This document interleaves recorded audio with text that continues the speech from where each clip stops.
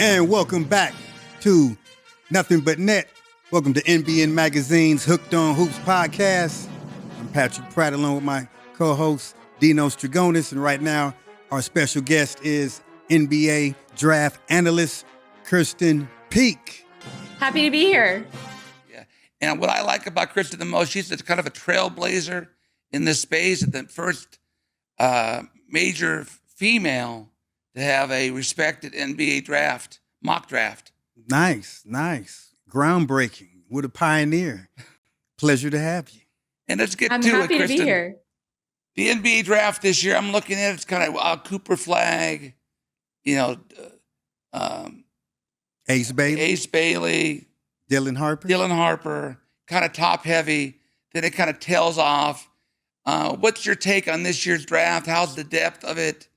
How's the quality? How's the European element that we haven't really heard from yet? How's it shaping up this year? I mean, compared to last year, it's a dream scenario for any team that is in the lottery. You know, you mentioned Cooper Flag. Obviously, he's going to be the first one off the board. But if you swing and a miss and you don't get Cooper, then the consolation prizes are just as good. We're talking about Dylan Harper, Ace Bailey, who are both at Rutgers, VJ Edgecombe, which Dinos, I know you know very well, the freshman at Baylor, and Jeremiah Fears is sneaking up into that top 5 consideration. Jeremiah is obviously Trey Johnson, one of the most prolific scorers in the SEC. So yes, Cooper, it is the Cooper Flag sweepstakes, but everything after that is still worth making. I mean, the NBA hates when anybody says tanking, making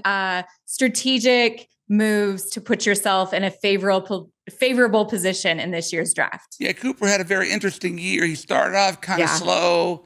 He created some question marks. Ace Bailey and Dylan Harper played extremely well early. They kind of crept up into the perimeter of that conversation.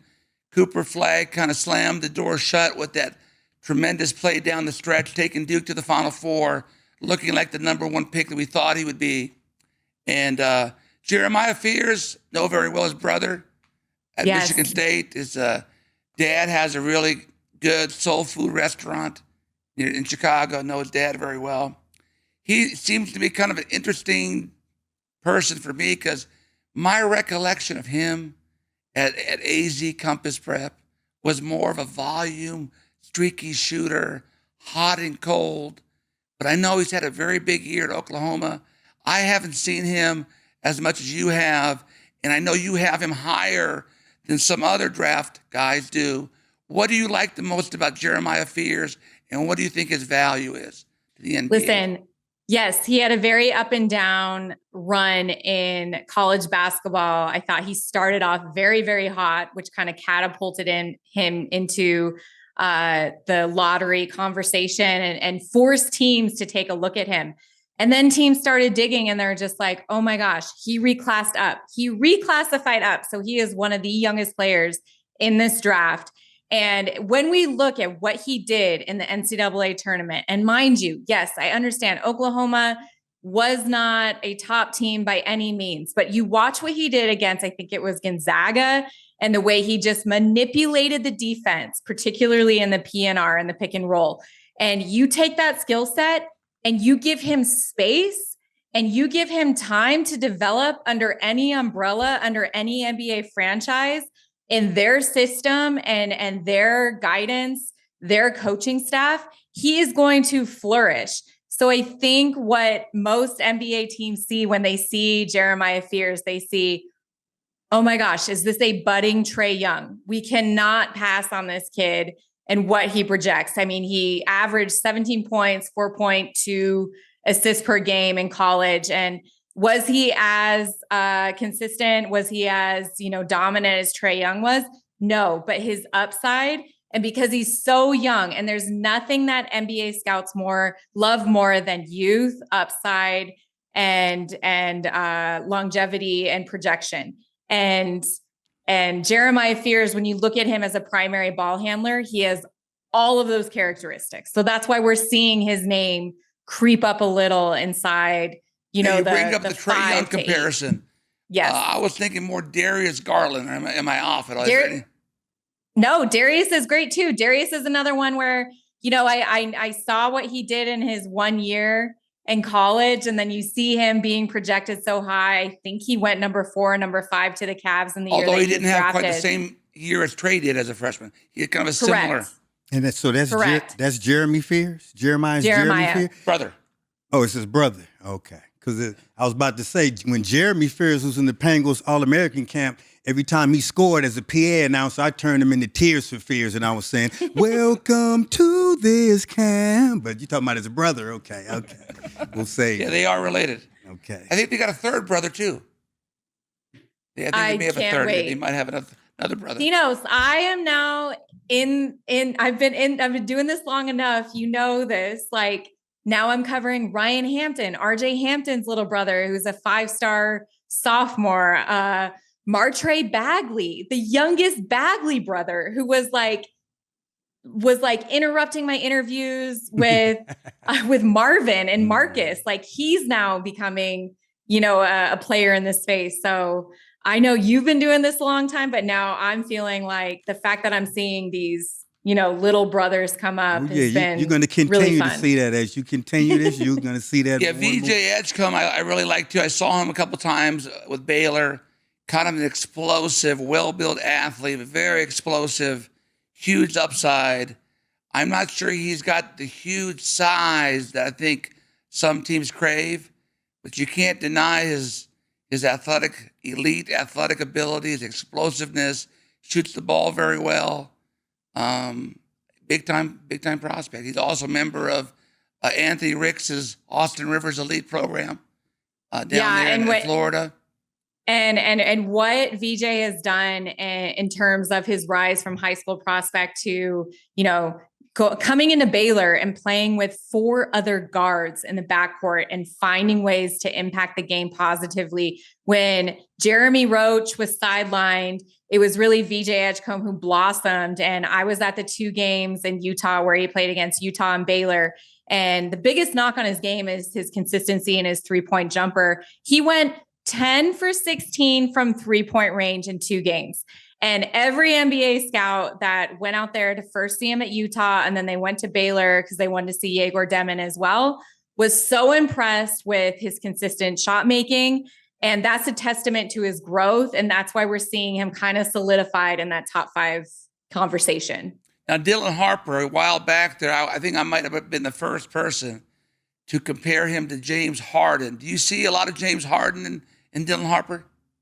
I think Dylan Harper might be the most pro-ready guard in this draft class. And that's saying a lot when you look at Walter Clayton Jr., when you look at all the other 4-year guards. But the positional size, the playmaking, the fact that he is the first player, the first college basketball player in 20 years to post back-to-back 35-plus point games. And that happened in November here in Las Vegas at the Players Eras tournament with numerous NBA scouts and executives there. Yeah, you were there. You saw it. Like that was the jump off point where every NBA team was like, okay, if this is who he is at 18 years old, what can he be in 3 or 4 years in an NBA system? So when we look, yes, Cooper is going to be number 1. It'll be interesting to see how the ping pong balls fall, but I think Dylan Harper is like number 2 on a lot of people's list. Hey, Pat, a funny side note, when I compared him to James Harden, his father, Ron Harper, the big-time NBA player, he was not too impressed. He felt somewhat insulted. So I was a little caught off guard by that, and I'm thinking to myself, hey, if your son could make 200, 300 million, I'd be more than happy. I'll take it. I get it. I get both of you. Kirsten, when you mentioned the Cooper Flag sweepstakes, it reminded me of the 98 draft when it was the Tim Duncan sweepstakes. I don't know if you watched the Celtic City. This has been on HBO. But in one of the episodes, they had Rick Pitino, and they talked about how it was the Duncan sweepstakes, and they just knew they were going to get him. And when they didn't and had to settle for Ron Mercer, it seemed like they just had made him go off to a bad start. But as you're saying, this draft, you don't think that's going to happen because if you don't get Cooper, there's other guys, like you said, those parting gifts will still be up there. Yeah, the part I think that's why there's so many teams that prioritize this draft and next year's draft, because this isn't the Victor Wembanyama draft, and this isn't, Tim Duncan, like you mentioned, who both players oddly ended up with the San Antonio Spurs. But it's not okay. You are the Spurs. You land Victor Wembanyama, and then 2 and 3, Portland and Charlotte. You get Scoot Henderson and Brandon Miller. Like that's significantly different. But in this year's draft, I mean, yes, Cooper is very, very good, and he's very good at a lot of different things. Is he Victor Wembanyama? No, and he knows that, and there's a lot of discrepancies against that, and so it isn't that generational type talent. And so if you swing and miss on Coop, you are still in the running for 3 or 4 good players at 2 through 5. That's the way I see it. With Cooper is, even though he tries to project that kind of energy, the way he plays, I think he's more suited to be that second or third marquee or all-star guy on a good NBA team versus that first guy. You know what I mean? It just that not a knock on him. It's just he's more, in many ways, a complementary. What he brings to the table is more complementary to a title-winning NBA team than he is for somebody carrying a team like Damian Lillard carried the Trailblazers, and Cheryl's carrying the Magic. You know what I mean? He seems to be more of a complementary skill set that is valuable, but I'm not sure starting in Washington might be the ideal scenario, because we might not see the true Cooper Flag till that second NBA team, possibly. Well, I'll say this, Utah, Charlotte, Washington, whoever that are crossing their fingers for that 14% chance, that 10.5% chance, that 9% chance at a swing at Coop, like they are going to be thrilled. Like, is he going to be that franchise changing player? Nobody knows. We don't know. He's so young. He's still got room to develop, but what he's shown, he is going to be at the very least a cornerstone player for any NBA team. So if you are the Charlotte Hornets, if you are the Jazz, if you are the Washington Wizards, and you know what's coming next, like Dinos, we know what's coming up next in the next year's draft. And so if you can add Coop, let him develop with the other young players in your team, and just let them feel the physicality of the NBA, the pace, the spacing, and build off that and what's coming in next year's draft, and you're still in a favorable position to land AJ, Darren Peterson, Cameron Boozer, Nate Ament, then that is the meat of your franchise right there. That is what every NBA team is hoping for.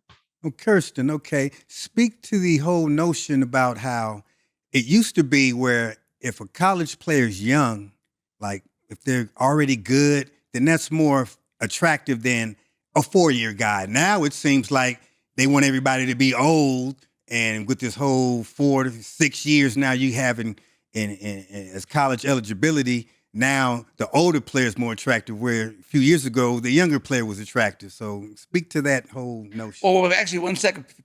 You wrote an article recently in the Hoop HQ about how scouts are now valuing the more additional years of college to make their evaluation on those guys. Okay.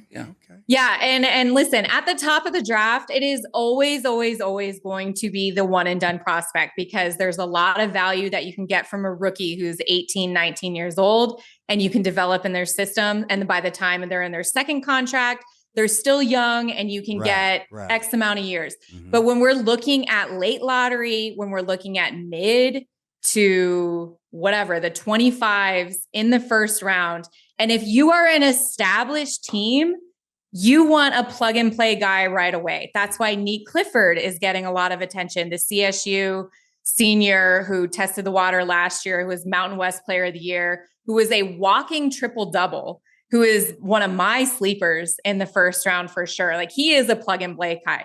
Walter Clayton Jr. proved that he belongs on any NBA roster in what he did for Florida, how he marched his way through the NCAA tournament. I'm surprised, Krysten, he's not higher.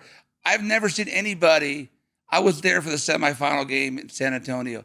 I've never seen anybody shoot the ball that well in a dome before. There's a lot of good shooters out there. Very few can shoot in a dome. His comfort level shooting in that dome was amazing. I'm surprised. It was one of the single greatest in the top 10 conversation. Yeah. But like you said, he would be an absolute steal in the late 20s.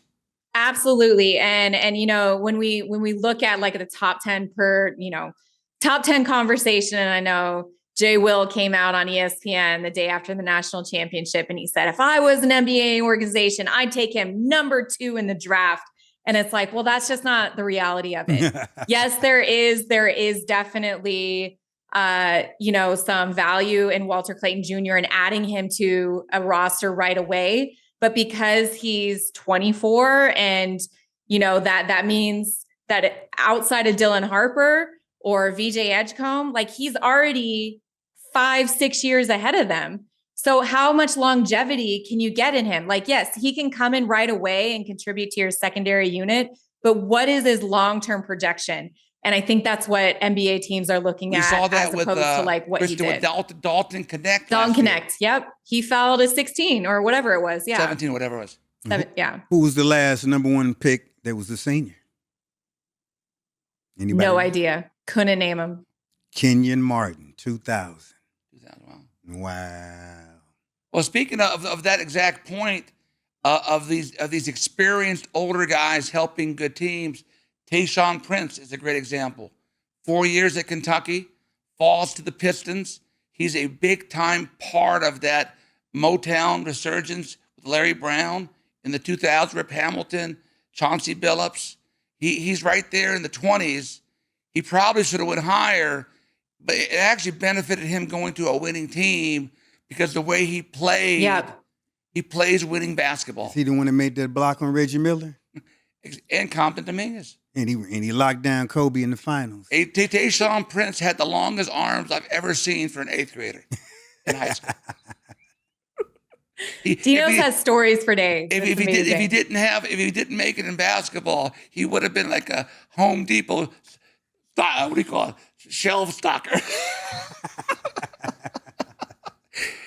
He needs some help with that item up there.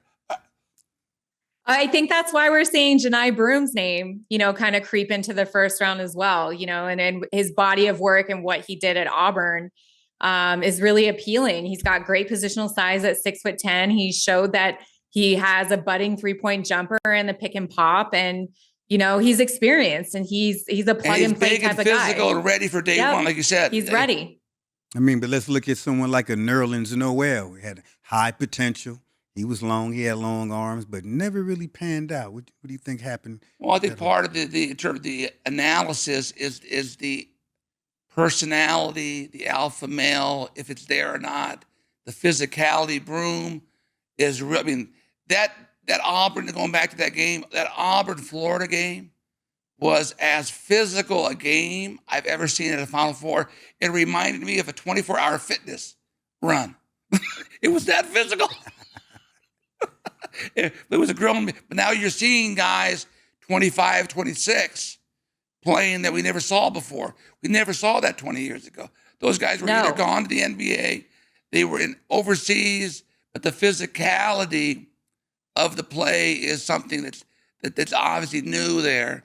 And like you said, if we look at Auburn specifically, Chad Baker-Mazara just transferred for his final year to USC, and he's going to be 26 years old.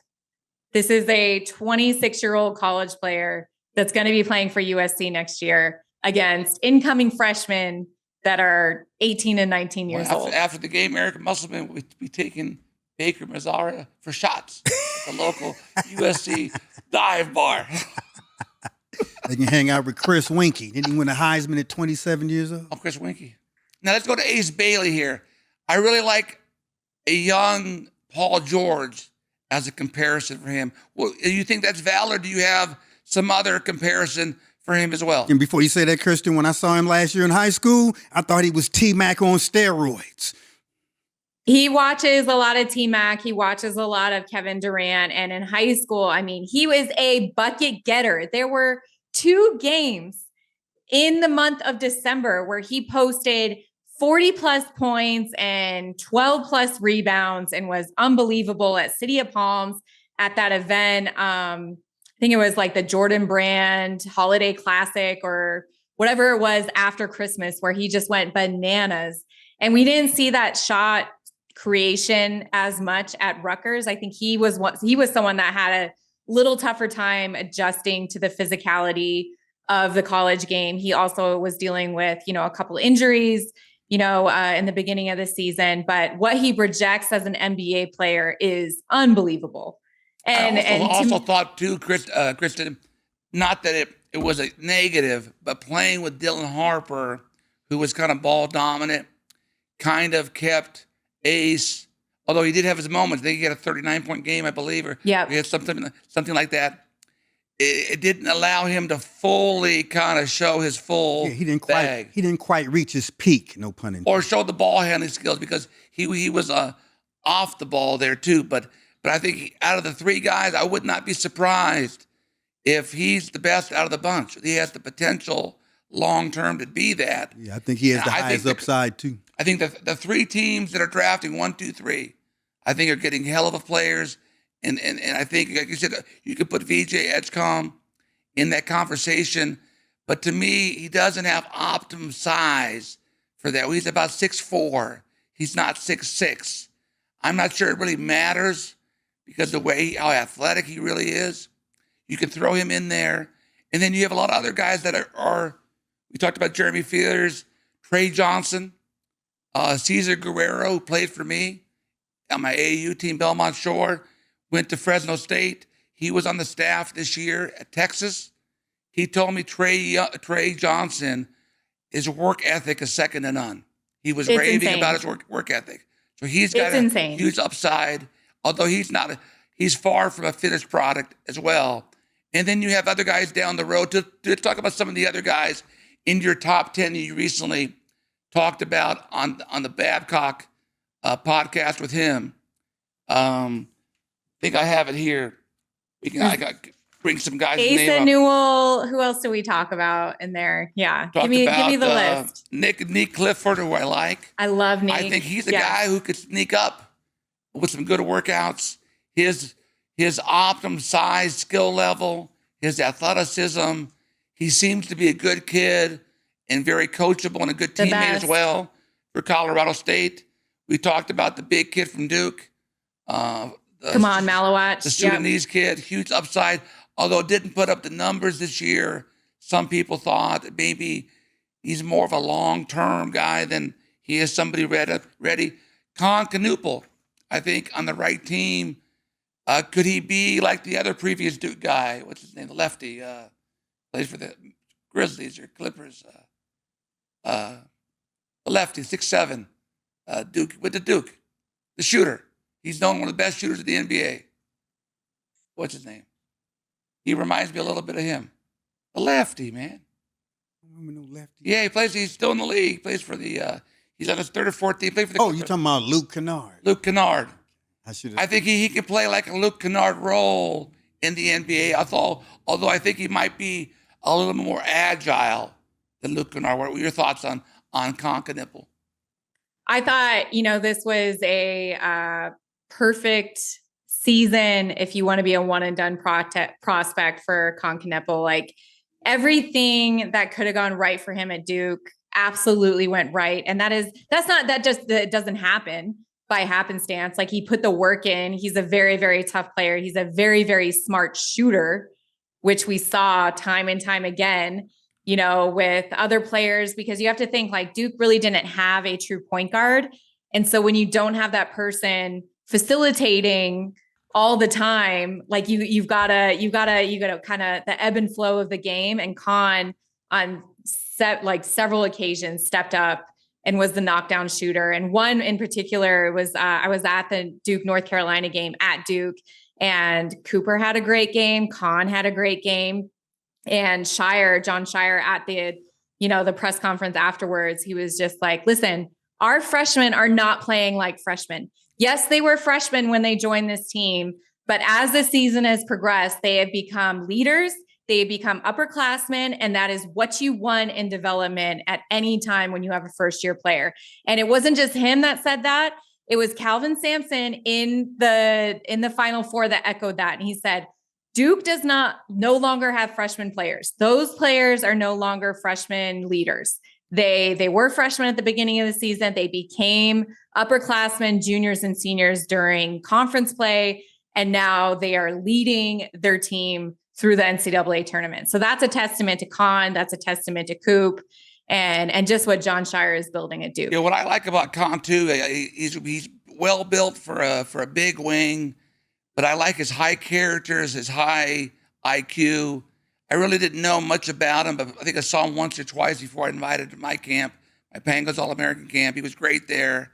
But I like his confidence, his ability to make shots, his ability just to make plays. I think it's very little downside with him. The high character, he's a smart IQ. player. Well, no matter how much they develop as freshmen, if they would have faced Bobby Knight, he would have looked at him and said, they're still freshmen. Let's get them. Hey, Kristen, a couple of years ago, 2 years ago, I started my camp in Europe, and we had 55 kids there from 13 different countries. One of them was a kid from France that I didn't know much about, and Noah Penda, who later was the MVP of that camp, and is projected by a lot of people to get into the first round here. And I think he played in maybe the second division in France. I'll give you a quick story at the camp. He reminded me a little bit of Dylan Brooks, body-wise, the way he was built, the way he moved. First day at camp, I look at Ronnie Flores. I said, Ronnie, what do you think? He says, he's okay. Right? By the second day of the camp, he was doing it all like Dylan Brooks. He was rebounding, defending, scoring, finishing, making plays. I said, Ronnie, who's the MVP of the camp? He said, Noah Penda. So he had a 24-hour reversal of fortune. So what do you know about? I don't think you've seen him play in person yet. What do you know about him? What are you hearing from NBA people about it, where he's going to fall, what range, or along those lines?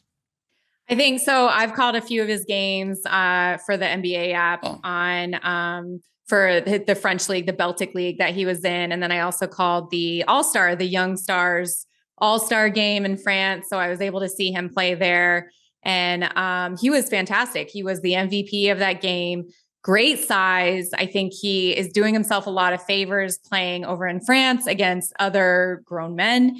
And the trend that we've seen the last 2 or 3 years is we see these players with upside, with length and upside, and just kind of creep up in to the lottery. We saw with Bilal Coulibaly, obviously during Victor Wembanyama's year. We saw it last year with reshaping, and he went all the way to number 1 after, just being so at Nike Hoop Summit the year before. And so I think NBA teams, they like the development of that NBL B League or MB, whatever it is, the Baltic League that they have over in France, and how they're able to develop the younger players. And that's why we're seeing more value of players in that league kind of creep up. And listen, we cannot discredit what Nolan Traore is doing in the last 4 games late in the season. Because remember, they're still playing, and Nolan Traore has kind of fallen off. But the fact the last 3 games, he's now averaging 16 points, shooting 40% from 3, the biggest knock on his game. And so the fact that these players are able to play late into May, early June gives ample time for scouts to reevaluate them. And it helps their case in most cases in the last few years. Well, Kirsten, I just wanted to give you some more history and all of the fans out there. This jersey I'm wearing is from the number 1 pick in the NBA draft, David Thompson, who's probably the best ACC player ever. If you ever look him up, a 6'4" guard. Actually, he was a small forward in college, and he had a 45-inch vertical. ABA and NBA drafted him. He chose the ABA, rookie of the year in the ABA, and then they folded and he went to the NBA. So for the Nuggets, long-term Denver Nuggets. A side note for Penda, and you probably know this, knowing your knowledge of the foreign scene. He's got a younger brother named Swan Penda, who's supposed to be better than him at the same stage. Better. Yep. And I heard that as well. He's supposed to come to my Euro camp in August. I'll be able to see him there. Where is it, Dinos? Maybe I'll come over. Athens. You got to come. We got to get you on. You know, the best thing about the Euro camp, we end on a Thursday because the next day on Friday at 5 a.m., I'm on the 5 a.m. flight to Mykonos for the weekend. You know what? Do you know a funny story? I ran marathons once upon a time, and I ran a marathon in every continent. And my Europe leg was the Athens Classic Marathon, where I started in the town of Marathon, and then we finished in the old Olympic Stadium in Athens. So that was my Europe leg. So I ran the Athens Classic. There's a true Classic. city in right north of Athens called Marathon. Okay. That's where the marathon comes from. Okay. It is. It is. Hey, Krysten, great having you on the show. Gave us a great ton of insight.